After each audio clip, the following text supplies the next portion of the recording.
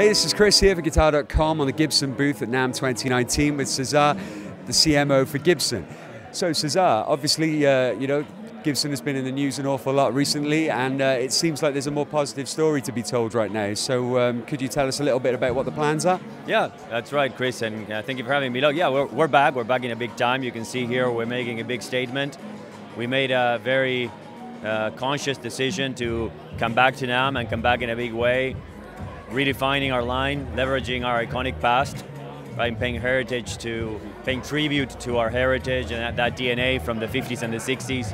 And that's manifested with our new line of classics, with the new Les Paul Standard, 50s and 60s, as you saw, and so everything we've done around bringing historical accuracy back into our core line, whether it's the Les Paul, the SG, and all the other models. But then, at the same time, what we've done is we've taken all of that, we've listened, we've learned, and we've evolved into the future with our contemporary line, which includes and takes in a lot of those features and aspects that people loved from other models that we've done in the past and put them all into one. So very excited about where we are today, the energy. It's very encouraging to see all these feedback, all the dealers, all the media being happy with Gibson. I think that's a cool thing. A lot of people we're really hoping for Gibson to succeed, and we feel that love. I think it's really important as well that the company doesn't just look backwards, and what you said about trying to innovate still as well, because Gibson's history is full of innovation, isn't it? It's full of fearless innovation at certain points that maybe took 5 or 6 years to actually, for the music industry to catch up and realize that, hey, a Sunburst Les Paul does do something really cool, and so are there any more plans in that vein in terms of innovation and modern product development? Absolutely. So what you'll see soon is us launching a lab, and that's in terms of innovation, and we learned from them. The 50s was a big golden era of innovation. All right, let's remember that.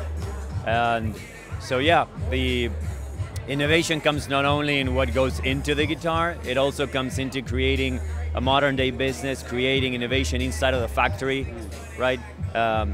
Pushing the limits on quality, which then allows us to bring more accessible price points right into what is a premium brand. And that is what we're showcasing a little bit with our contemporary line. And then with regards to the actual instruments, we're going to be doing a lot of testing. We're not going to be thinking that something's cool and therefore we're going to put it in a guitar. We're going to engage and partner up with our artists, with our fans, and all of that will be through our lab. And we're going to do a lot of testing with our artists being on stage for multiple hours a day throughout the year. And then once we find something that everybody loves and is a better solution as a tool, then we might start incorporating those things. But the portfolio of classics will never change.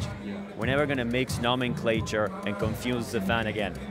Yeah, I think that streamlining things and making things a little bit more simple has to be a good thing, right? That's exactly right. You're going back, in a way it's a little bit like going back to basics. But yeah, you're right. Cool. And just one final question. How would you sort of summarize the impact that the new CEO has had on the business? Well, JC is amazing because he gets it. In this quest of turning the business around, JC and I really are passionate musicians. We're guitarists, we're collectors.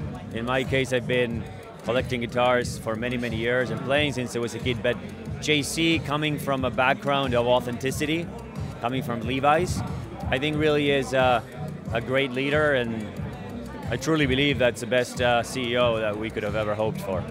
Awesome. Thanks very much for your time. Hi, Chris. It's Chris for Guitar.com at NAMM 2019 on the Gibson booth. Thank you.